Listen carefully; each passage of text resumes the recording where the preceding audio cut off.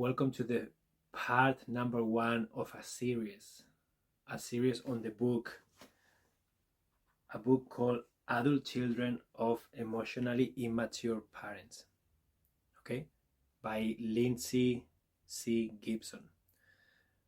Today we're gonna be talking about assessing your childhood difficulties with an emotionally immature parent. So this is a really nice book. When I was in Spain last year, my wife Samantha got this book recommended by a friend, and then we both listened to the audio version of the book, and I really enjoyed it so much. And Samantha also saw herself reflected in many dynamics, and I found that this book is gold. It has a lot of dynamics that majority of us are going to relate to. So I'm really happy to bring this to you. I personally want to dive in, and this is a beautiful excuse for me to do the work and to share it with you and to have beautiful conversations with all of you. So yeah, thank you so much, Lindsay. Such a good book. I need reminding. Amazing. Hi Darcy. Hi Neha. Can you please tell me the book name again? Yeah, it's called Adult Children of Emotionally Immature Parents by Lindsay C. Gibson. Okay, so I hope that you can see the cover here. I really recommend that you guys read this book or listen to it. I am going to cover some of the contents of the book, but it's never the same as reading it at your own pace and really absorbing everything that's inside the book. Okay, so before we get started, okay, I want to do a little practice to ease into the session, because this can be a very heavy topic. Okay, so I invite you to come to the session, come to the present moment. If you feel comfortable, close your eyes. Take a couple of deep breaths.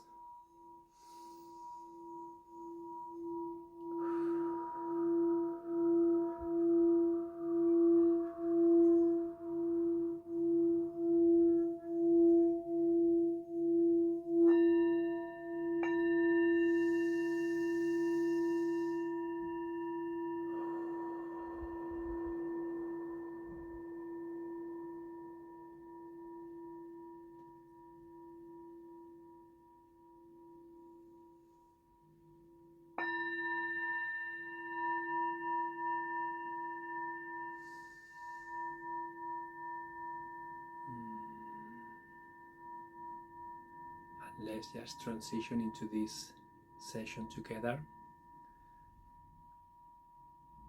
Let's create a safe container, a safe space for us to receive. Okay? And before we get started, I really want to invite you, all of you, and I include myself here, to be very gentle with yourself, very gentle with your parent or parents if you've seen them reflected, and any person that comes to mind when we are going through this assessment. Okay? The intention of this session, the intention of this book, it is not to blame, it is not to criticize, it is not to be pointing fingers at anyone. Okay? The intention of this session, my intention for this session, is to become aware of dynamics, become aware of behaviors, become aware of habits, become aware of ways that maybe we show up as parents to our children. I am a father, so when I was doing the assessment, I saw myself reflected. So it's very important to be compassionate and gentle with yourself, and also with your parents. When I did the assessment, I saw a lot of behaviors from my parents that I experienced when I was little. And I understand that they did the best they could, I understand that they were raised a specific way, and we are all victims of victims. We are all doing the best we can, and we just do the best we can with the consciousness and awareness that we have in the present moment. And sometimes we make mistakes, sometimes we go places that we regret after, and many times it is not intentional. Many times we don't know better at that time. So this is an opportunity for all of us to raise our consciousness, to become aware, but always with compassion, always with forgiveness, and always with a willingness to just become better and be more understanding, and hopefully use this information in a positive way. Okay, so for all of you who are new, who just joined, we are gonna cover the topics of this book. The book is called Adult Children of Emotionally Immature Parents by Lindsay C. Gibson. And I was just saying how important it is to set the intention that the assessment that we are about to do, the intention is not to blame, to criticize, to find guilty people, or to be really hard on ourselves. The intention is to become aware. Okay. Some of you may relate to being the parent, the immature parent to a children. Some of you may relate to being the child of an immature parent. Some of you may relate with both. I relate with both. I'm a father of a 5-year-old, and I am also a son, and my parents are still alive, and some dynamics are still going on. Okay, so our parents just survived so we could thrive. Yeah, that's beautiful, Lorette. Our parents just survived so that we could thrive. That is a beautiful reflection.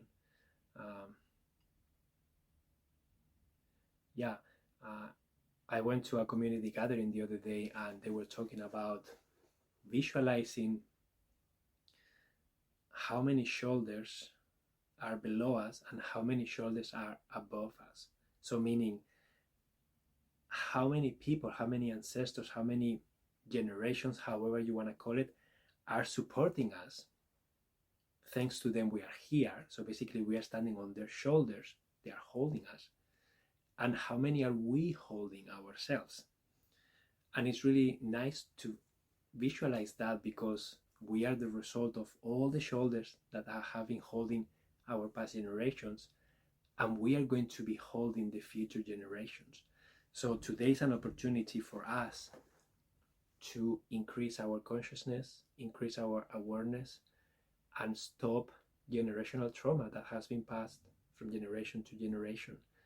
And we have the opportunity to be here. We have the opportunity to have the internet. We have the opportunity to have Insight Timer, to be connected, and to have a group of people to discuss, and to have a beautiful author of a book that has written about this specific topic. My parents didn't have any of that. So, are you guys ready to start the assessment? The assessment is called Assessing Your Childhood Difficulties with an Emotionally Immature Parent. Okay?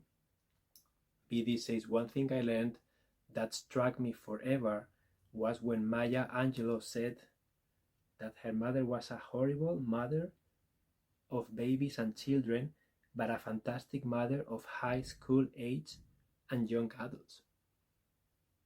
Amazing.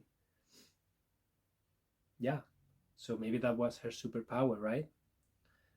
And that's what happens. We are good at what we are good at, and we may not know what to do in other areas. Okay? So are you guys ready to get started with the assessment?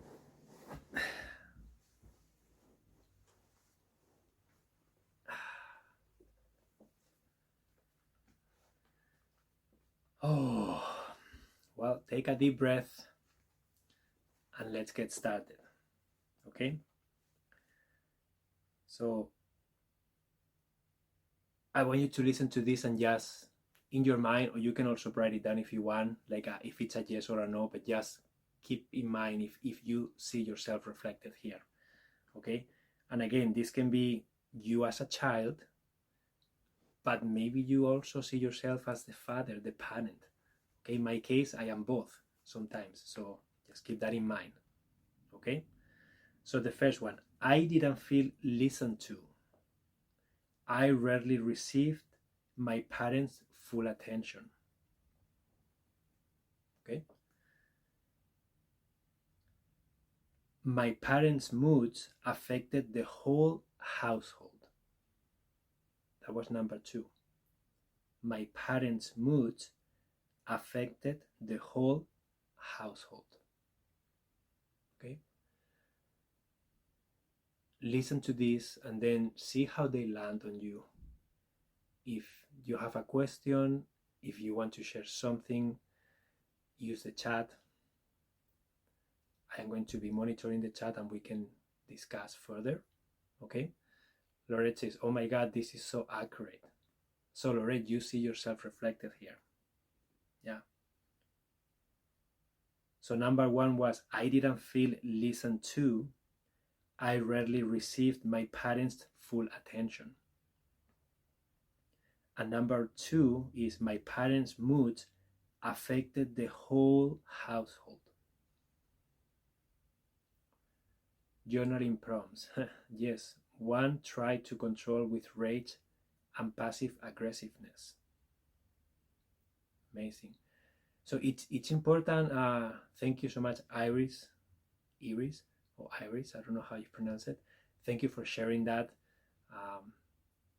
You can take notes of what's coming up for you, because this can help you start processing deeper stuff too, and start looking at things that maybe you were not aware of, or maybe you forgot, and they are bubbling up again for you. And this is an opportunity for you to clear this up, to become aware of it. Okay? Raging alcoholic. Yeah, I see you, Lorette. Heart pounding. Yeah. Number three, my parent wasn't sensitive to my feelings. My parent was not sensitive to my feelings.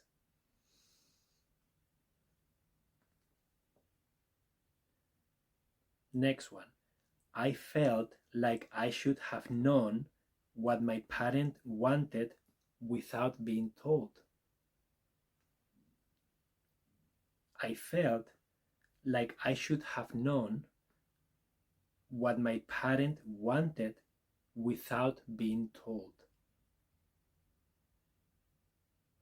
So this one basically is telling you that maybe you had a feeling that you felt like you were not good enough, or you should know what you were supposed to do or to say, because they didn't communicate, they didn't share how they were feeling.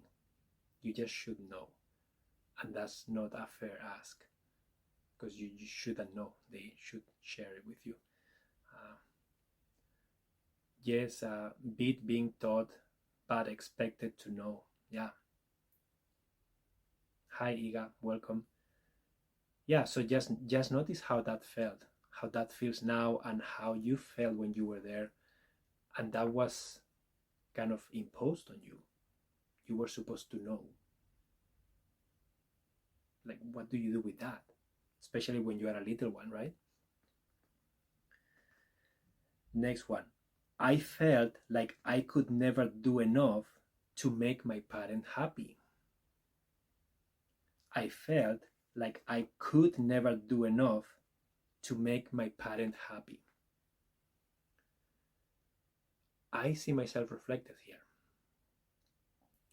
because my dad's belief was to only point out what I was doing wrong so that I could fix it. But it wasn't in his DNA to praise me. So to me, it felt like no matter what, he will only point at what I was doing wrong, and very little times he will praise me. But his intention was really good. He really wanted to support me and make me a better person, and he thought that that was the way of doing it. My grandfather was like that too, so I understand why he followed follow suit. Uh, so now I see myself as a father doing the same thing to my daughter many times in many areas. I am aware of it. My wife also helps me, and sometimes I catch myself trying to impose that, trying to do that. And I can imagine how my daughter sometimes may feel that way. It's like, I don't know what my dad wants. Nothing I do is enough for him because he only focuses on the one thing I'm doing wrong versus the 100 things that I have done amazingly. So my job is to really praise, to really pay attention to those things, and to really put into perspective.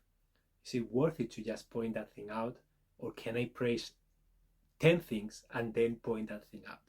So just some food for thought.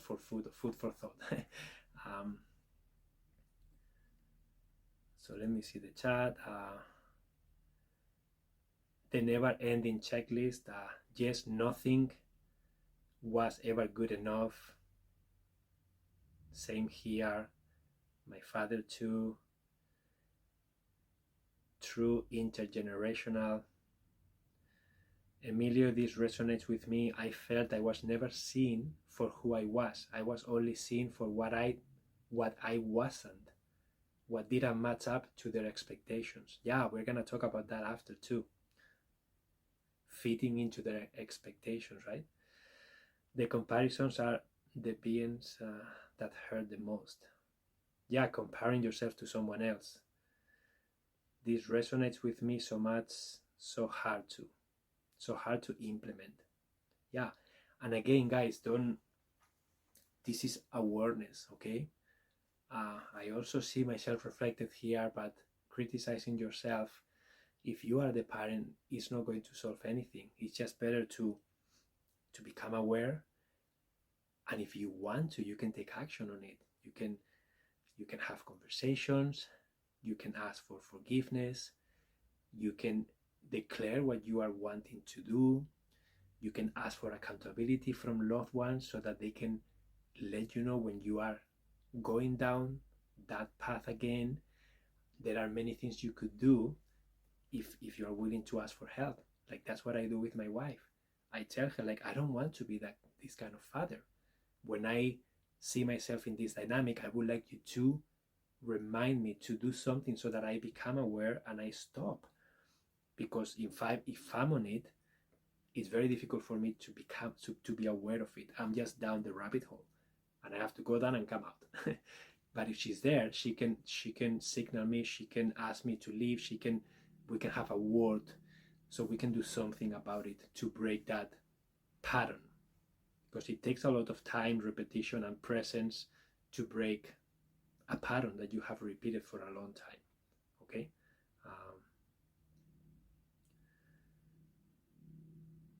Yeah, I'm hearing in my head my therapist's suggestions to let go of being the victim. Yeah, Becca, being the victim removes your power away. You become powerless, right? When you stop being the victim, you can then start taking charge of your life again and break those energetic connections to that big victimhood. Sometimes being the victim serves you well. I become the victim very easily so many times because it is more convenient for me to be the victim than to do something about it, than to lead, than to change, step up. It's better to be the victim. That way I don't have to do anything. But when I see myself being the victim, or when I'm called out because someone is seeing that I'm being the victim, then I need to rise. I need to do something different. And sometimes it's really uncomfortable and anxiety provoking. So yeah, I hear you and I see myself reflected there too, being a victim. Yeah, hard to let it go. I still mourn my childhood and I am 40. Yeah, childhood wounds are real and we carry them pretty much all of our lives. That's why doing inner child work is such an important healing work that we can benefit from a lot. Jan says, lately I'm trying to catch myself before saying critical things to my partner. I ask myself if I'm trying to say something to connect or to correct. I like that. It hurts to realize my parents never said anything to connect with me. Every word they spoke was to correct me and mold me into their ideal older daughter who is more dormant than human. Yeah. And Jan, and most likely, deep down in their hearts, their intention was probably good. Their intention was to really make the best out of you the way they knew. But now we are aware that that wasn't the best way to do it, right? But yeah, I see you.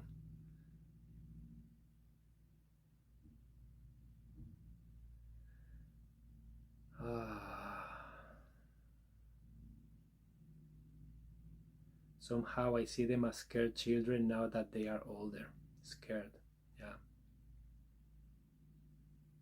Yeah, beautiful comments, guys. Thank you so much for sharing. Take a deep breath. Yeah, it's a very heavy topic.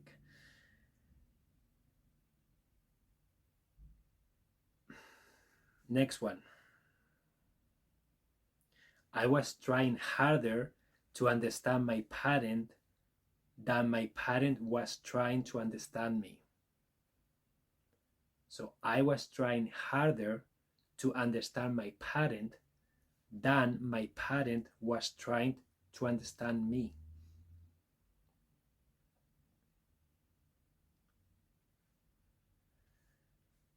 Next one. Open, honest communication with my parent was difficult or impossible. Open, honest communication with my parent was difficult or impossible.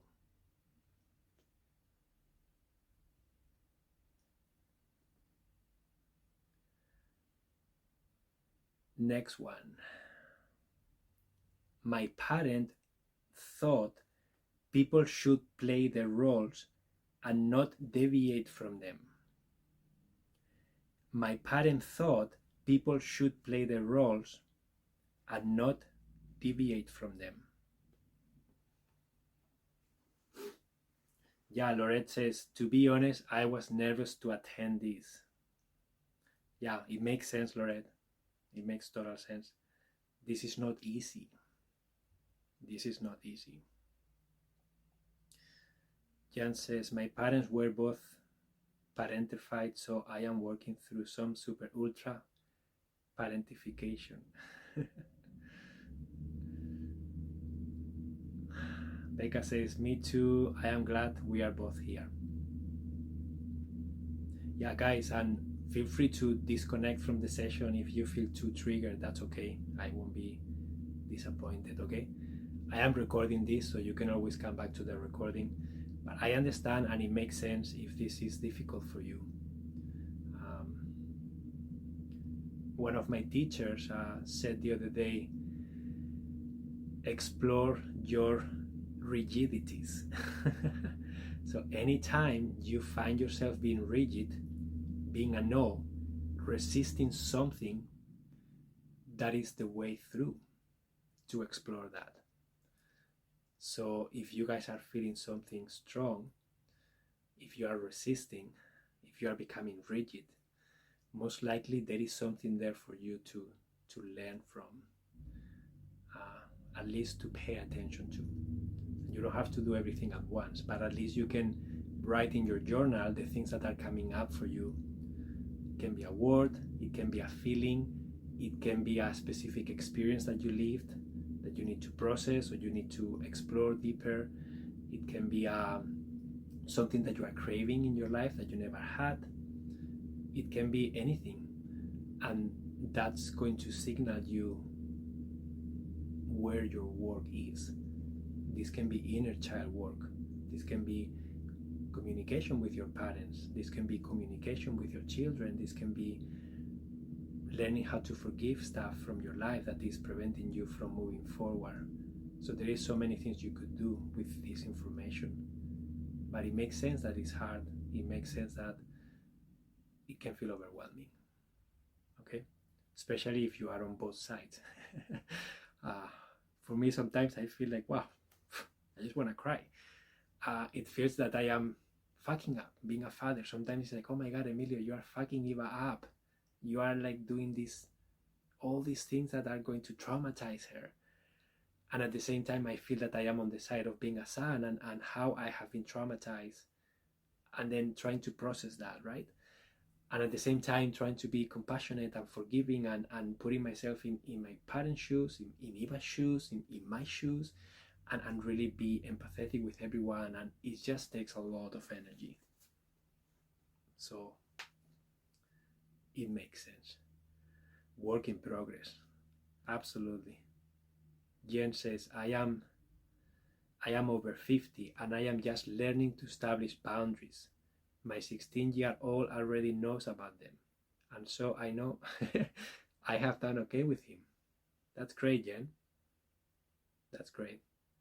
Funny story about that. My mom is working on how to set boundaries. And Eva is her best teacher. This past year in Spain, I remember they will be together and I will notice that my mom wanted to do something. Maybe she wanted to stop playing a specific game. Maybe she wanted to just go home. Maybe she wanted to watch her show. Or maybe she was tired and she wanted to sit down. And then I remember that sometimes I was with them and I will observe. And then Eva, my daughter, she's a bossy. She's like, she knows what she wants. She's determined. She goes for it. I don't know where she got all that from. probably her mom, because not from me. And then I'm noticing that my mom wants to do something, but she's not able to set a boundary. And I tell her, like, Mom, what do you need? I'm so tired. I need to stop. So just stop. Just tell Eva. I just don't want to tell her. I don't know how to do it. Just tell her. Eva, I am tired. I need to sit down. Eva, I am done for today. Yaya is going to watch a show and sit on the couch. And I don't want you to bother me. I don't want to play with you anymore today. I'm tired. She has a hard time doing that. And she's 67. Okay? So, it's a fun story. It's just very nice to see them. I want to cry all the time because this life is too hard. Yeah. And I cannot afford them. It's a lot. And yes, I never set boundaries either. Yeah, Heather. So maybe that's your work, right? Learn how to set boundaries. Start exploring how that looks like. Yeah. Brilliant. Even your mom, yeah. It's so amazing. Honestly, Eva is such a good teacher. She just knows how to put people in her place and how to invite them to set boundaries, and whoever doesn't set boundaries, she just bosses them around like crazy. It's just so fun to watch. Okay, next. My parent thought people should play. Oh yeah, I read that one. My parent was often intrusive or disrespectful of my privacy. My parent was often intrusive or disrespectful of my privacy. Big one. Yeah. Jen says, Emilio, I see you. You definitely seem heavier today than your other lives. So this is hitting you deeply. Thank you for sharing your vulnerability. Yeah, Jen, it's a really heavy topic. Becca says, a story you can tell Eva is if she becomes a mother. Yeah. Sometimes she will understand.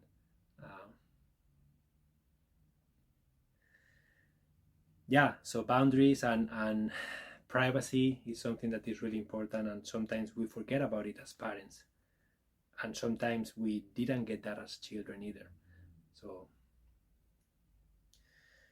next, I always felt that my parent thought I was too sensitive and emotional. I always felt that my parent thought I was too sensitive and emotional. Like, how many of you got You are being too much.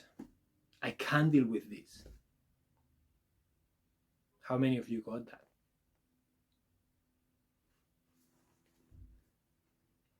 Sometimes when we are an emotional wreck, if we are with people who are not able to hold that for us, it's very uncomfortable, right? It's really, really uncomfortable. So it's easier to say, you are being too much, you are being too sensitive, you are being too whatever, because we need to learn how to be with that. We need to learn how to sit and how to create space and how to let it express. And there is a beautiful book for children that shows the specific steps that you need to follow when your child is having a tantrum. And we do this with Eva, and it works really well. The book says that you cannot connect when your children is emotionally dysregulated, right? If you cannot connect, they are not ready to listen, they are not ready to receive. So when Eva has a tantrum, or she's sad, or she's having blah, what we do, either me or my wife, or we both do it, or whatever, whoever is with her, we will just come to her height, we will just sit with her, we'll just look at her, we will just start breathing, and we will just validate, wow, Eva, you are really sad. Eva, you are so angry. Yeah, I can see you. And then she will start saying, slowly she will start coming out of that emotionally discharged expression, tantrum, however you want to call it. And then she will start calming down, right? And then once I notice that she is ready, I will ask her like, Eva, can you look at me? Or Eva, do you want me to be here, or do you want to be alone? It makes sense that you are angry. What happened? So I will ask her, and then once she starts connecting, that's when we can engage in a conversation. That's when I can ask what she needs, or I can just hold space, or what would make you feel better? Would you like a hug? Or what do you want, your teddy? Or I don't know. We just find out how to get out of it, but we allow space for it to flow. I try not to shut it down. I just try to let her be. And that requires so much energy. Sometimes I just don't want to do it. Sometimes it's like, I am done. I don't have time for this. I have things to do. And it's so important to remind ourselves that that's really, really important to model. It's really important to create that space, even though sometimes we don't want to. Okay? How old is she? She's 5. But we started doing this since she was 1 or 2, since she started having tantrums, basically, and started to talk. So next one, my parent played favorites in terms of who got the most attention. My parent played favorites in terms of who got the most attention. Yeah. Next, my parent stopped listening when he or she didn't like what was being said. My parent stopped listening when he or she didn't like what was being said. 100% true. Me being a son, my father will just leave. You are being silly, and run away. Walk off me. He's like, what? I wasn't done. Me as a father, Eva comes and she says something that doesn't match what I want, and sometimes I just want to run away. Sometimes I do go away, and I am passive aggressive. Sometimes I have the capacity to have a conversation and to be flexible. So I see myself on both ends. Oh my God, yes, absolutely. Yeah. Wow. So let me see some of the comments that you guys are sharing. I am definitely older than you, but I wish you could be my dad. Well, Jen, I don't know if you would like that, because sometimes I can be very grumpy. I don't know. I can be fun too. Yeah, it's the same with a dog. When they are barking and carrying on, they need to feel safe and calming. Yeah, absolutely. Yes, this all resonate. At the moment, my mom and I are in a good place. It won't last, per usual. Oop, I lost your comment. But it is what it is now. I just listen and stay rooted in my personal power. It's good practice to hear all of this and to stay present to what is in the moment. I found myself being so much in the past in my head whenever I was around my mom, and realized that even when she was trying to do better, I was preventing that from happening. It was a huge awakening. Yeah, beautiful, BD. Thank you for sharing.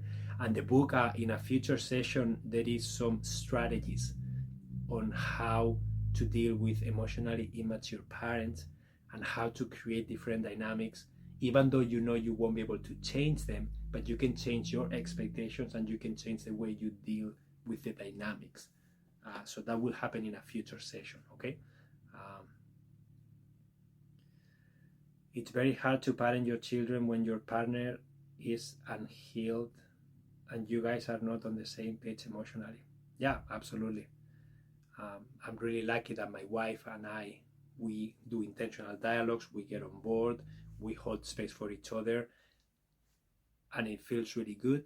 So I can't imagine how difficult it must be if I didn't have a partner, or if my partner wasn't on board and we couldn't have clear communication with each other. I can't imagine how much more difficult it must be. So yeah, I see you and it makes total sense. I'm looking forward to that session. Thank you, Emilio. You are most welcome, BD. Yes, parents were intrusive and allowed no privacy. My early journal as a teenager, she read and told all her friends. Even as an adult, I am frightened to put my deepest feelings in my journal. Yeah, Marine, that looks like a big trauma. And it must be really disappointing, right? That breach of privacy. Sometimes even with my daughter, sometimes I forget that she's an individual person.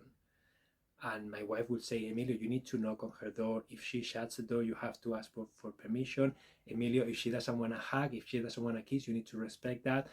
And sometimes it is true. She's an individual person. She can decide. We are here to keep her safe, to protect her, but not to do whatever the fuck we want, to be honest. So, and this is something that with my parents, it was really hard to watch sometimes, because sometimes I could see that Eva didn't want physical touch, or she didn't want my father to pinch her in the cheek, and they sometimes kept doing that, and they didn't understand the boundary. They didn't understand that, well, she's only a 5-year-old, like she doesn't get to decide. It's like, why is that? Why doesn't she get to decide?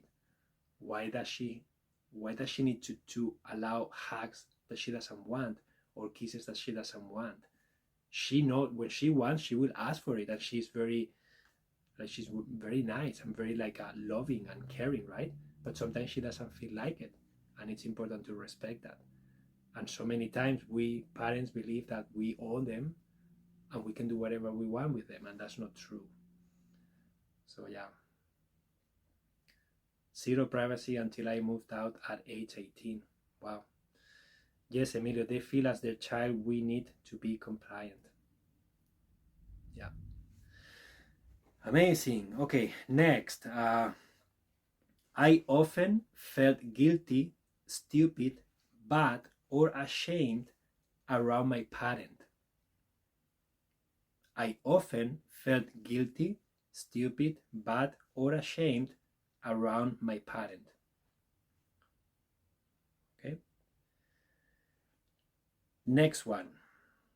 My parent rarely apologized or tried to improve the situation when there was a problem between us. My parent rarely apologized or tried to improve the situation when there was a problem between us. Yeah, very important. Again, I see myself on both sides. As a child, I remember how many times I didn't get that. I didn't get that apology that I wanted or that I needed. And I didn't see a willingness to try to improve a situation that happened. It will just disappear. It never existed. And it's like, but okay, days happen and then we forgot about it. And that's it. We never talk about it again. It was buried. And it didn't feel good. And now as a father for Eva, many times I do something and then I say, wow, like I was impatient there, or I forced something, or I did something that it wasn't right. Sometimes it comes out of me and I will go and I will say, Eva, I'm really sorry. Papi got nervous, or Papi was triggered, or Papi's tired. It's the end of the day and I'm sorry I did that. I didn't mean to, and I apologize. And sometimes my wife calls me out on something. I am still in the middle of the dynamic and I don't want to do it. I don't have to go and apologize to my daughter. She's only 5 years old and what she did is wrong. And when I notice myself saying those things, it's like, wow, now is the moment to do it. And I don't want to. Sometimes I can't do it. Sometimes I need to go for a walk and maybe later I am able to. So that's how deep it goes. So yeah, that hit me too. I didn't hear my parents apologize to anyone, Becca says. Jam says the level of control and entitlement is astounding. Like they needed to control not just what you said or did, but also control over your emotions and your perception. Yeah. Jen, it teaches accountability to take responsibility with our kids. Yeah, Jen, it's so important, right? That's something that we need to model more of. Like we all make mistakes.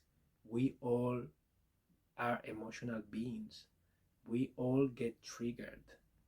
We all do things that we don't mean, that we regret. And then it's important to own that. It's important to go back and say, listen, that thing I did before is not okay. And Papi is really sorry. And I will try my best not to repeat it. Do you forgive me? That's it. It's so important to do that and to model that for them.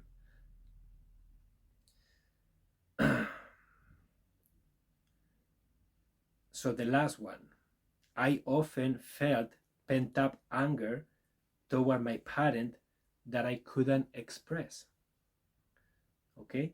So I often felt pent-up anger toward my parent that I couldn't express.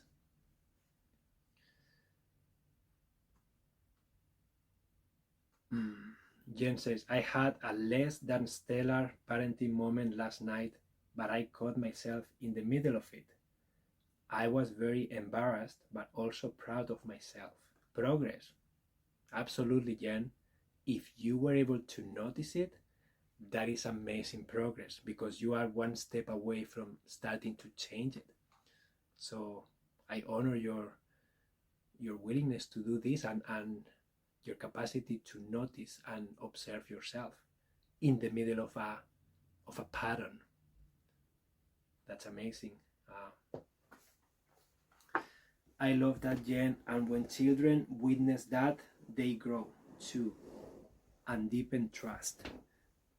Yeah, I agree with that, BD. Yeah, so guys, how do you guys feel? Oof, I feel so much stuff going through me. Wow. How do you guys feel? Heavy-hearted. Yeah, me too.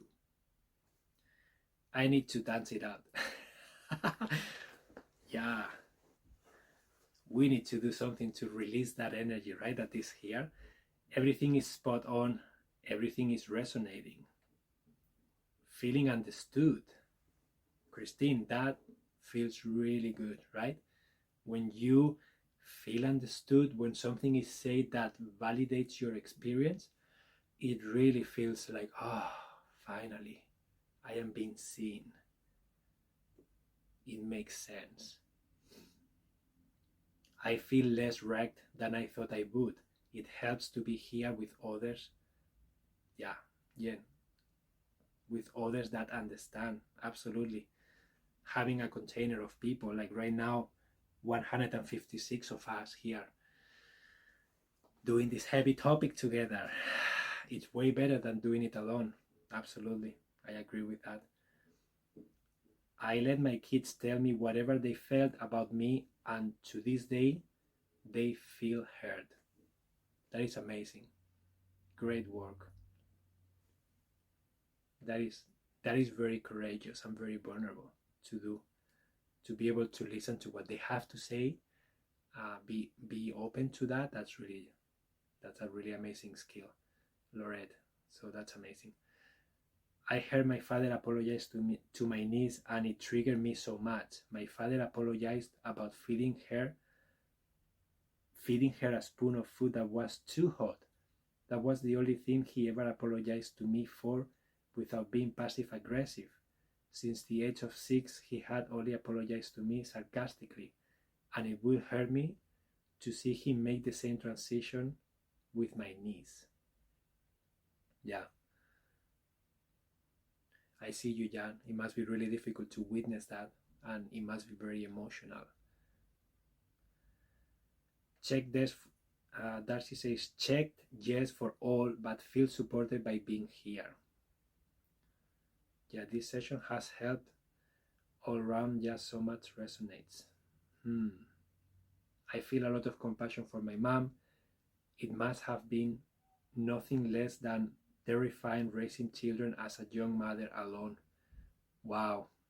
BD, I don't know how single parents do it. I don't know how they stay sane. I don't know how they can get organized. It's amazing to me when I witness that, and I always tell them, like, I'm impressed by what you do, because I have an amazing partner.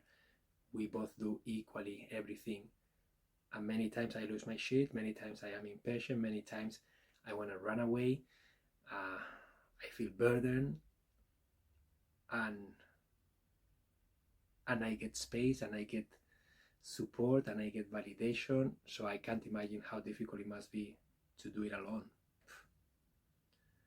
Multiply definitions of couldn't in that last question. Does it mean we were not allowed? We didn't know what anger was. We didn't know what it felt like to express anger.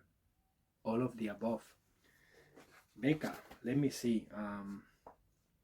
I often felt pent-up anger toward my parent that I couldn't express. So I guess it makes sense what you're saying, Becca, that when you are little, maybe you don't really know what anger is. Maybe you don't really know what's happening.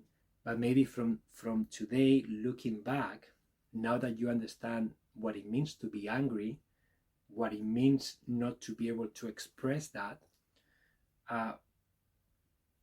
this is an observation, a reflection about, did I feel that when I was raised?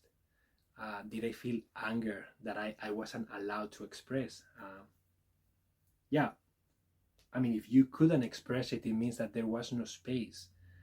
It wasn't allowed. It wasn't well received.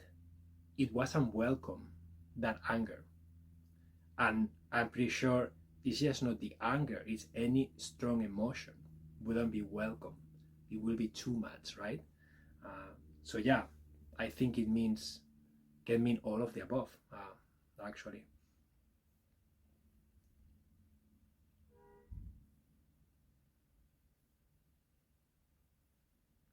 Yeah, Maureen says, as a single parent, you do all that you have to do, and you manage it despite the odds against you. You enter survival mode to raise your children. Yeah, for our children. Yeah, amazing. Thank you for sharing that. Lorette says, I was definitely not allowed. Got pounded on for showing anger. Pounded. Yeah. Yeah, it's normal. So many times we were not allowed to express our emotions, and it was weird to see someone screaming or crying or We always wanted to stop as fast as possible because it was uncomfortable, right? That's why it's important to develop emotional intimacy, emotional capacity to be able to process these emotions, to be able to create space for them, and to help our children self-regulate and understand that emotions come and go. They are welcome, and you can learn from them. You can learn how to manage them. You can learn how to create space for them, and to really learn that it is okay to feel what you feel in the present moment, because emotions come and go. You are not gonna get stuck in it, and if you get stuck, then we can help them ease out of them.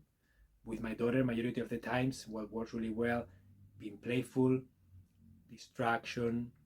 So anytime I see her in a cycle of maybe being sad and not being able to get out of it, instead of trying to engage or try to it's easier for me to I just become playful. I do something that sparks her curiosity, something that she doesn't expect.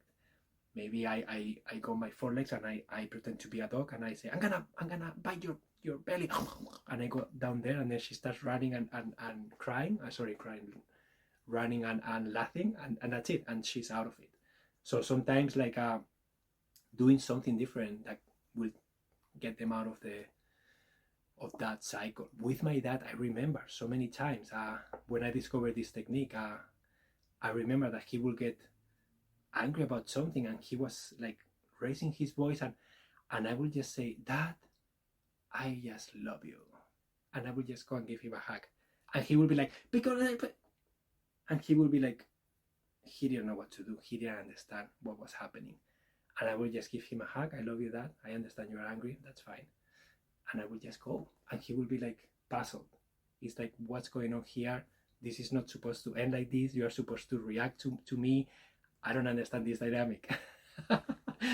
And when I learned how to do that, that was the end of our discussions. We never fought again. It just didn't happen because I didn't allow it. So sending love to everyone here. Our healing impacts the collective healing. Yeah, distraction is a great skill for little kids. Absolutely. Yeah, guys, what did you think of this session? I know it's a very heavy topic, but I hope that it helped you become aware of new things. I hope it helped you,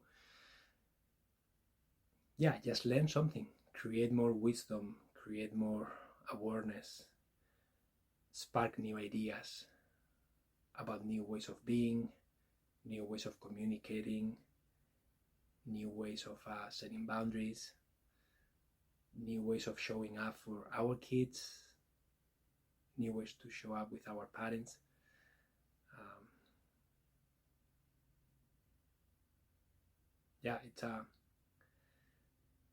It's a very sensitive topic, and I know, I'm aware of that. Do you guys have any questions? Anything you would like to share that maybe I missed? Because the chat was flying. I'm sure I missed so many comments from you guys. I'm sorry if I did. Jen says, my parents grew up in wartime. I think there was so much terror and lack of stability that even though they focused on giving us everything, they did not have the example of stability, and love was never, sorry, I lost the comment. Yeah, was never available to them. That helped me forgive them long ago. Now it's about recognizing the programming in myself and diffuse it with awareness, not pass it on. Yeah, Jen, beautiful. That's amazing.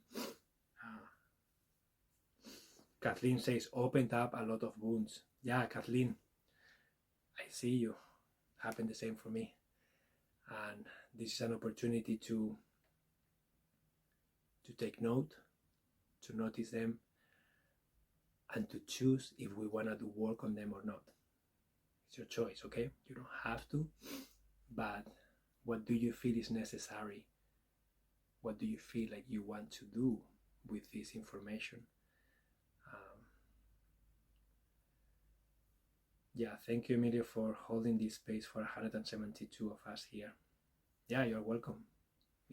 It's great to have you guys attend a live like this and being willing to do this work. Becca says therapists can help us identify where our childhood anger shows up. Absolutely, Becca. There are many ways of doing this work, many ways of getting support. Jen says, I feel a whole lot of love and I'm proud of everyone. Amazing. More sessions in the future. Maureen, this is a series of 6 sessions. This is number 1. There are 5 more. You can find them if you go to my profile, you go to the events tab, you will see they are all scheduled already, so you can find them all there. You can sign up for them so that you get a reminder. And I am gonna do them Tuesdays and Thursdays when I'm available. I will be traveling mid-February, so there are some days that I won't be doing lives, but the next 6 sessions are already scheduled, and they all cover the contents of this book, okay, that we have covered today, and it's just different sections of the book, and I am going in order. Okay, so the next one will be on Thursday this week. No, Thursday, no, sorry, I'm not here on Thursday, the following week. So just look at the calendar and you will see them all in there. Okay. Thank you, So Healing. I'm glad, Jessica, that you feel that it was healing. Might need to get this book, Read Toxic Parents, years ago. That opened my eyes when I was so unconscious to this work. Yeah, Beta. There are many books on the topic. This is just one of them. But yeah, any book that calls your attention, any book that someone recommends to you and you feel curiosity about, just have a peek, because maybe there is something in there that you need to read that can help you progress. A lot of healing to undertake. Yeah, absolutely. There is always something to heal. It's a never-ending story. Are recordings on Insight Timer or elsewhere? Normally, all the recordings for these live sessions are on my website, so you can find them if you go to my profile link. You click in there, and then it takes you to different options, and then you will see one option there. Sometimes I put the recordings on Insight Timer, but I don't put all of them. I don't want to saturate my profile with all the recordings. But yeah, I don't know if these ones I will put them, maybe one of them, but not all of them. So you can find them, all the recordings are in my profile link, Insight Timer profile link, okay?